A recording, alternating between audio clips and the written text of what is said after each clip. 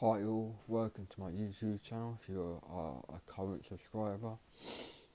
If you're a new viewer, welcome to my YouTube channel.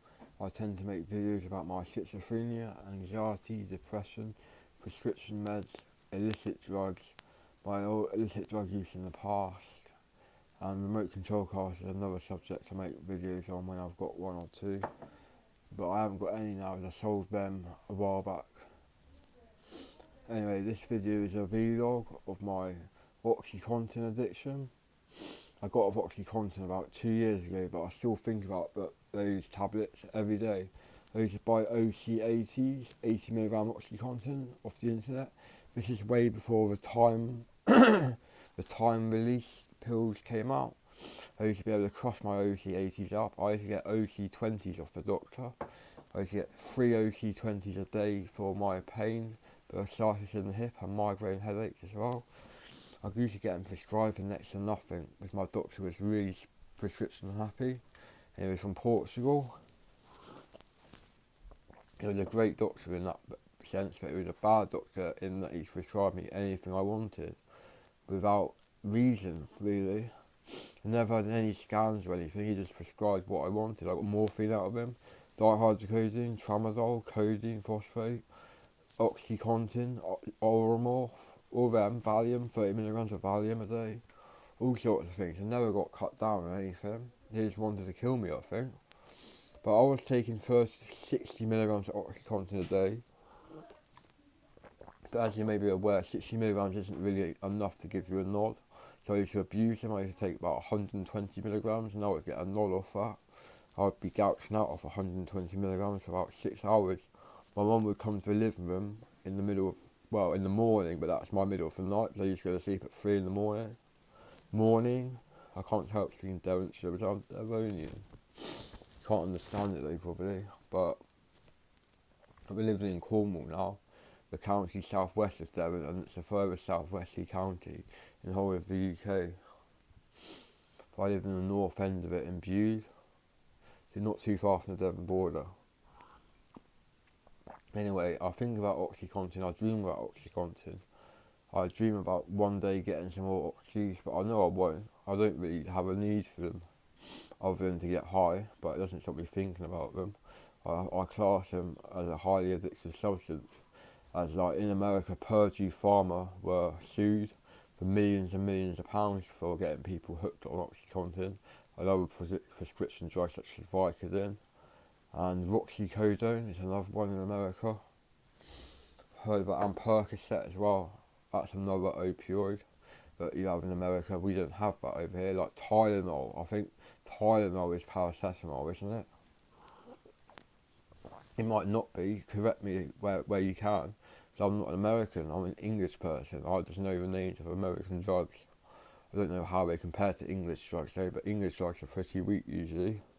And people are bigger in America, that's why they're on like 8mg of clonazepam. That's ridiculous. Shouldn't be on more than 2mg of clonazepam, to be honest. That's 40mg of diazepam. We don't need this amount of medication in the world. No one needs 8mg of clonazepam unless you're a severe alcoholic coming off out about 30 or 40 cans of alcohol a day. Then you might warrant having 8mg of clonazepam. I read it earlier that someone was on 8mg of clonazepam. Couldn't believe it, but should really not be on that amount. Says that no doctor should be prescribing 8mg of clonazepam. It is as bad as me being prescribed OxyContin in the first place, in my opinion. Anyway, when I was taking OxyContin, I had constipation. I had really chilled out, and I could speak forever. Not that anything bothered me. It was like I was wrapped up in a bubble, cotton wool. And I just felt amazing all the time, and nothing could touch me, nothing could get me. I was in my own little world. But then I come off OxyContin cold turkey and switched over to methadone, but I was doing heroin in between the OxyContin doses as well, but I managed to get off that with my methadone as well. I'm on 80mg methadone a day, which I should be on a lot more than that. But people say that more than 80mg doesn't have any effect. I'm not sure, but once I drank a bottle of 100mg and I was a bit tired. But that was when I wasn't on any other opiate. I wasn't even doing heroin back then. I was just smoking weed casually, recreational smoker of cannabis back then. Not anymore. I don't even smoke cannabis now. Got off weed, got off pre-gabbing, cut down 2/3 of my Valium. 12 weeks clean off crack and 14 weeks clean off H. That's pretty good for me. I've never been in such a good state of mind, to be honest.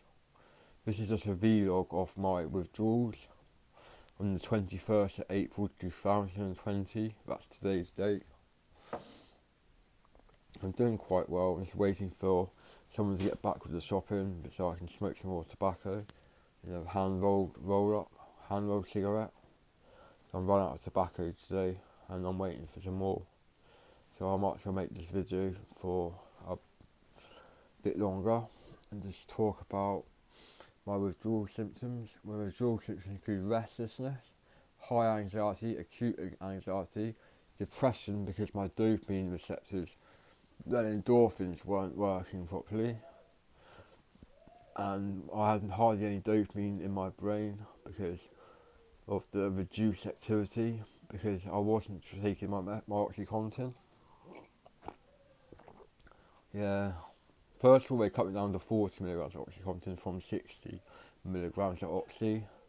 Then from 40, they moved me over to methadone, 60 millilitres of methadone. Then I worked my way up to 80 millilitres, through 70, then 80, I think. Or I might even have missed out 70 and moved straight up to 80. I can't really remember now. But when I want to taper off methadone in the future, I'll be tapering 5 millilitres a month, or every 2 weeks even. So every 2 weeks I'll be dropping down to 75 mil, then 70 mil, then 65, then 60 mil, and then continue the trend till I reach 5 mil, and then taper 1 mil a month then or something. The last 5 or 10 mil is going to be the hardest to kick out of all my drugs. It's always the hardest to kick the end amount of prescription medications I found, such as pregabalin. With pregabalin, they cut me down from 800 down to 225 milligrams in one go in hospital. This was at the same time as tapering my diazepam. Bang out of order on North End Hospital. I don't really like the staff there. They didn't help me one bit. I had no support from anyone other than my social worker. But I didn't even see her very often. I should have seen her a lot more. I had no support from the staff there. They were useless. Absolutely useless. They just pinned me down and put me in an isolation room. A room with a 2-inch mattress on the floor, a basin and a toilet, and that was it. It's locked door. It's like a cell really, but worse than a cell.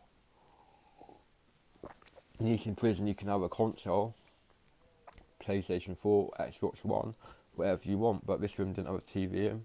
This room was just to calm you down. But I was calm anyway. They just sectioned me, isolated me, because I was on speed all the time, and DMT and other interesting psychedelic drugs. It's not really that interesting. My life isn't that interesting really. But people still like to follow me on YouTube. Anyway, please subscribe to my channel if you want to view more videos on my health, and give me a thumbs up if you like this video. I appreciate it if you do that. Please comment below if you have any questions you want to add, and I'll answer them if I can. Or if I can't answer them, I'll pass you on to someone that can answer them. So I've got a lot of friends on my Facebook, 1,500 friends. A lot of them are ex-addicts, current addicts and stuff. So they'll be able to answer your questions. I'll get them to reply to you on my channel if you wish. And they'll be a great help to you, I'm sure. Sorry about my coughing and drinking my cup of coffee. Trying to wake up, it's 11 in the morning. I've been up since 9 or 8:30 or something. 8:30 I think. Anyway, I'll leave this video now. Thanks for watching and bye for now everyone. Cheers.